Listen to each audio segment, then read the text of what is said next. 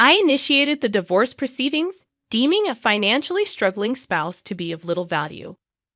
My world was shaken when, during a business trip, my husband abruptly declared not only his intent to divorce, but also his simultaneous marriage to his lover. To add insult to injury, he accused me of marrying him solely for his wealth and demanded I forfeit any claims to our property. Confronting my indifferent husband, who had always treated me with disdain since our marriage, led to his unraveling and a downward spiral to rock bottom. I am Karen, 35 years old, raised by a single mother since my father's passing in kindergarten. Despite the financial challenges, we found happiness as a family of 3. Even as an adult with a decent salary, my frugal habits persisted from childhood. I married John, a wealthy man I met through an acquaintance, drawn to his kindness and the new world he presented. Our differing views on money and gender roles emerged after marriage. While John envisioned a traditional household, I was dedicated to my career and financial independence. Before marriage, John suggested I become a homemaker, assuming I would embrace traditional domestic roles. However, I expressed my desire to continue working until we had children, emphasizing the financial benefits.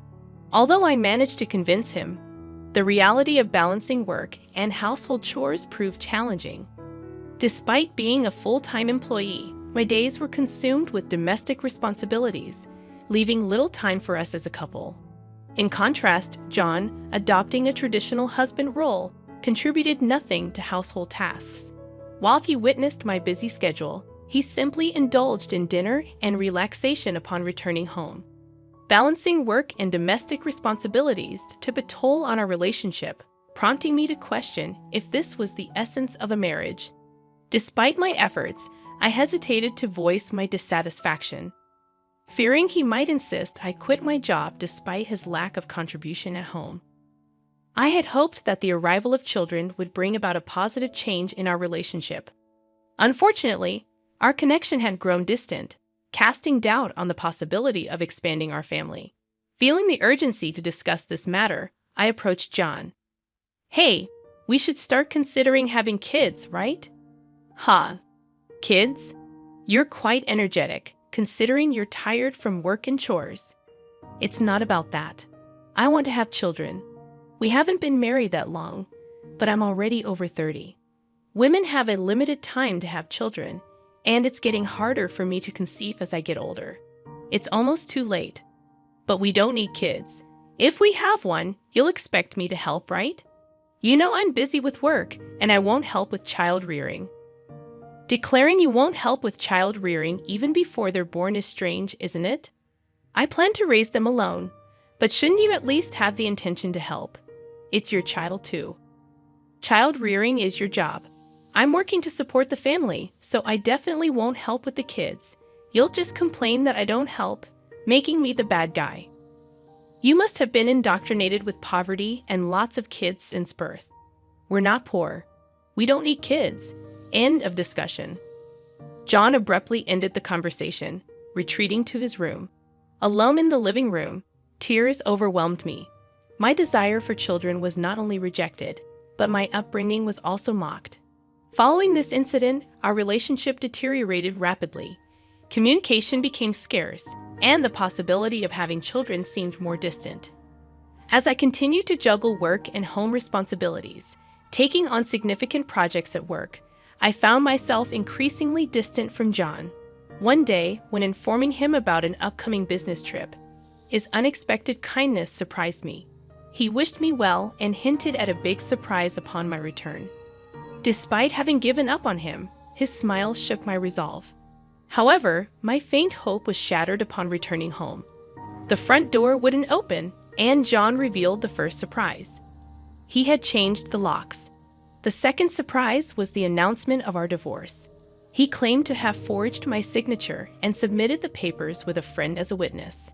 Inside, he presented a document for me to sign, waiving my rights to property division. Protesting the false accusations, I insisted on a mutual renunciation of property rights, intending to make it a public document. John, stubbornly retorting, redid the document on his computer, initiating a tense exchange. As I left the house, he continued to scorn me for being poor, even contemplating discarding my belongings. A few days later, John, in a state of panic, called me, wondering what I had done. "What do you mean I haven't done anything? Why are you panicking?" I have a lot of questions. First, I was told to leave the apartment. "Oh, you were still living there. That's not allowed. It's a new month. You're trespassing." Trespassing? But it's my house. Are you okay? Did you forget that it was a company apartment I rented? I was the leaseholder, so naturally, you can't live there anymore. That's ridiculous.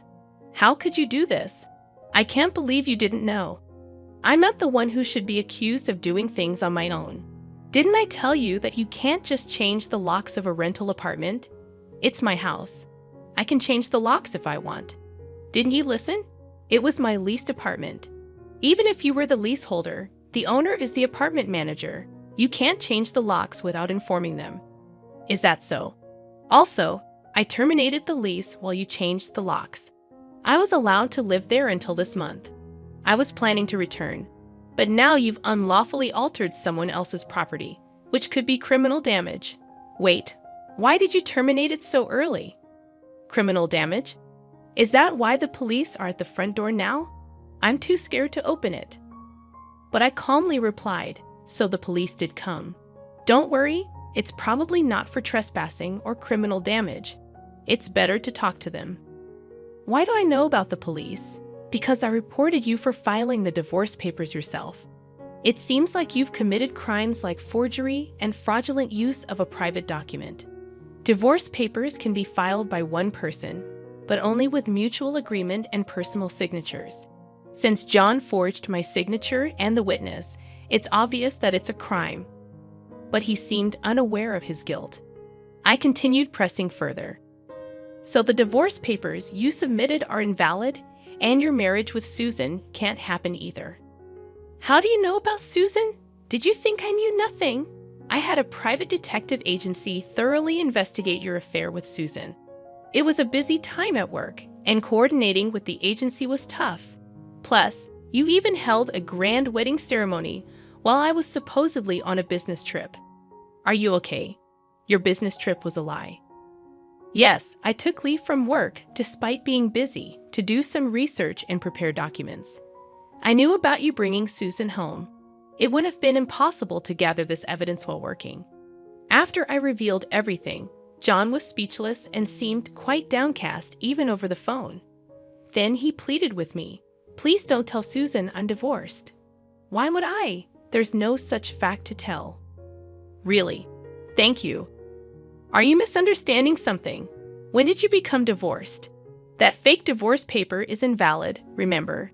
So legally, you're still my husband, not divorced. What? So since you committed adultery, well, legally, my husband, Susan needs to pay compensation. I sent the demand for reparation to her house yesterday by express delivery. She didn't know you were married, right? Then I can't withdraw the claim at this point. I already knew Susan believed John was single, but I deliberately sent the reparation demand. Susan hasn't contacted me yet, so maybe she hasn't received the letter. It should arrive soon. Should you be on the phone with me when you also have to deal with the police? You're busy? I'll ignore the police. I won't be arrested. I'm going to Susan's house now to get the letter back before she or her family can accept it. He then hung up. He probably went straight to Susan's house to wait for the postman at the front door. I knew it would be futile because the letter was sent as registered mail to Susan only. Even if he waited for the postman, he couldn't receive it. A few hours later, a dispirited John called me. According to him, there was an incident when the postman arrived. Finally, I'll take that envelope. Who are you? You don't live here, right? I'm practically a resident here since I'm married. I have the right to receive the mail. I see, but I can't give you this envelope. It's registered mail for Susan only. What? Give it to me. Absolutely not. If you're so eager, ask Susan for permission. What's going on here? Oh, John, what's all this noise? What's happening? Ah, Susan, this is registered mail for you. This man insisted on taking it. Sorry for the disturbance. Now I'll be on my way. What's this? A demand for reparation. John, you are married. What's going on here?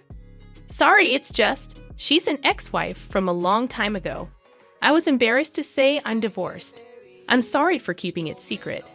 But it's strange, isn't it? We haven't been dating long, and a demand for reparation? If you were divorced before we started dating, there shouldn't be any problem, right? Well, my ex-wife is crazy. Maybe she's demanding reparation out of spite because I got married.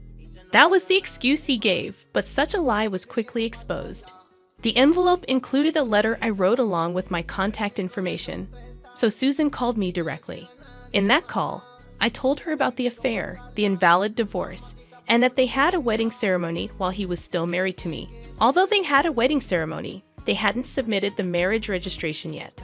John wanted to submit it on April Fool's Day, so it was still pending. He probably delayed submitting the marriage registration due to uncertainty about whether the divorce was finalized. After being exposed, John fled from Susan's house and shamelessly contacted me again. I still had something to tell him, so we agreed to meet at a nearby cafe. As soon as I arrived, John said, "Karen, please withdraw the reparation claim. Let's pretend we've been separated for a long time and officially divorced now. I can apologize to Susan for being secretly divorced and maybe cover it up. You think I'm desperate to stay married to you. I was going to file for divorce anyway, but since you cheated, you'll pay reparation. Just trying to extort money from me, huh? Typical of the poor. You have such a poor heart. You're talking nonsense. Depending on my answer, everything can change. There's still an option where we don't divorce. If I say no, you can't reject it, meaning you can't marry Susan, and your marital status will be exposed. Fine, I'll pay the reparation. Just divorce me now. Sign here." Then, about property division. Property division? How much more do you want to take from me? Reparation should be enough. Remember, we agreed to waive property division, right? So let's make it official. All right. You're not as bad as I thought. Thank you. We then went to a public notary, made a public document for reparation and property division, and then to the city hall to submit the divorce papers, finalizing our divorce. Relieved, I exchanged final words with John. Glad we don't have to divide property. What are you saying? I'm the one who benefits from that. By the way, do you even have assets after paying me reparation? Susan will also claim damages. She mentioned charging you for the wedding expenses. That's impossible. I'm marrying Susan. She can't claim that. We're divorced now, so there should be no problem. Still living in a fantasy. You committed marriage fraud. You had a wedding while still married. You think Susan still believes you. Marriage fraud? That's ridiculous. Susan will believe me. Believe that if you want. I heard from Susan directly. Also, weren't the guests at your wedding paid actors? You still owe them. You knew about that. I haven't paid them yet. What does it matter to you? You could have just taken property division and been better off. That's what I wanted to tell you. Even if we had divided property, you would have benefited more. What are you talking about, poor woman? Your family is poor, and you only make $15,000 a year, right? Even if you got a raise, it would be barely $20,000. You don't have any property. You keep calling me poor, so I thought you might be mistaken. Yes, my salary is indeed $15,000, but you know I work for a foreign company, right? It seems you have no interest in me, but I became a director of the American branch. It's not $115,000 per year, but per month. $155,000 per month. So that's an annual income of $1.8 million. You're still bad with numbers. How do you manage to keep a job? It's $180,000 a year. $180,000? That can't be true. Of course, I haven't had the chance to spend such an amount, so I've been saving it for the future. The savings from before our marriage aren't part of the property division, but there's still a considerable amount since our marriage. So I could have received half of that in the property division. You are my destiny after all. I'll get the divorce papers corrected. Are you okay? After all the contempt, you think I'd gladly undo the divorce if you have that much money. You don't need to claim reparation, right? It's just a small amount for you. He who laughs at 1 cent will weep for 1 cent. This reparation is for the mental anguish you caused me. I'd like to claim more honestly. And since we've made it official, make sure to pay it even in installments. I'll be penniless. Also, don't go back to that apartment. Your belongings should have been moved to your parents' house by now. You thought I had few belongings, but that was because I had already moved. Most of them were. Were you that indifferent to me? I can't have so little. So I have to go back to my parents' house. They don't know anything yet, do they? Let me explain. Don't say anything. I've already told them everything. It's only right to explain why we're divorcing. Oh, and your father said, don't ever step over our threshold again, so I have nowhere to go. He collapsed, and I left the cafe. Later, I heard he caused trouble at the police station. Despite my advice, he went back to the apartment. He sat there aimlessly in the empty apartment until the manager called the police, and he was taken away. I'm not sure if it was for obstructing public duties, trespassing, or for the falsified divorce papers. Eventually, his parents took responsibility for him. After talking with me and learning about Susan, they decided that apologizing and paying damages to Susan's family came first. They went to Susan's house to apologize, kneeling in front of her family. They settled everything without pressing charges for marriage fraud, even paying for the wedding expenses. I had expected them to sue, so it was disappointing they didn't. So, I decided to pursue legal action against him for forging the divorce papers. John offered a settlement, but I didn't withdraw the lawsuit. I didn't want him to think everything could be solved with money. I wanted him to be convicted and understand the gravity of his actions, even if it cost time and money. I left everything to my lawyer, so it wasn't too burdensome for me. Even though it took time, John, exposed for his actions and the marriage fraud at his company, couldn't stay there anymore. After being detained by the police and subsequently absent without leave, he was eventually fired. He ended up living at his parents' home, working all day at a relative's construction company. His father took all his earnings, leaving him with no income. I thought his parents wouldn't abandon him, but they were stricter than I expected. They paid my reparation and Susan's compensation, planning to make him work like a horse until he repaid everything. He lived in a shed-like place with no electricity, receiving only $5 per day for food, deducted from his salary. They plan to disown and kick him out once he's repaid everything. A harsh fate after years of hard work. I was offered a position at the head office abroad, so I moved overseas after the divorce was finalized. I worried John might come to me for help or harbor resentment, but moving abroad alleviated those concerns. I thought work would be my partner for a while, but soon I found a new relationship. I'm now dating a foreign executive at our head office, and I'm pregnant with plans to marry soon. I told him everything about my past and my ex-husband, and he's understanding. I'll take maternity leave and plan to return to work later, supported by him. He's enthusiastic about taking paternity leave and co-parenting, showing a different cultural perspective. After being tormented by my ex-husband, I finally feel I'm grasping true happiness and confidence in building the happy family I always dreamed of. Many suffered due to selfish spouses, and while divorce isn't always the right choice, enduring silence isn't a virtue. It's important to know that honest discussions can lead to resolutions, and sometimes divorce is a necessary option.